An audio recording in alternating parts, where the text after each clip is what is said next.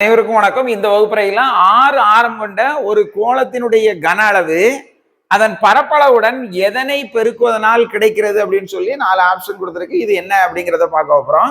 இப்ப கோளத்தினுடைய பரப்பளவு வாய்ப்பாடு நமக்கு தெரியும் 4πr².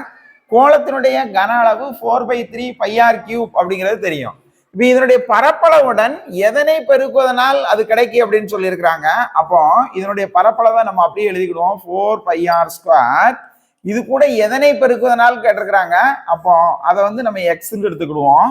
ஈக்குவல் டு இந்த கோளத்தினுடைய கன அளவு. அப்போ 4/3 πr³.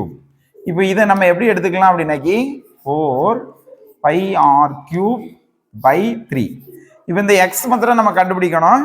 இப்போ இங்கே வந்து 4πr², இது கீழே 1 இருக்கு, அங்கே போகும்போது தலைகீழியா மாறும். அப்போ 1/4πr². இப்போ இதில் கேன்சல் பண்ணுங்க. இந்த 4க்கும் இந்த 4க்கும் கேன்சல் பண்ணிடலாம். இந்த பைக்கும் இந்த பைக்கும் கேன்சல் பண்ணிடலாம்.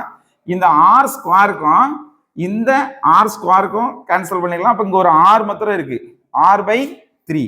அப்போ அது எந்த எண் பெருக்கினால் அப்படின்னாக்கி r/3 அப்படிங்கிற ஆன்சர் கிடைக்கி.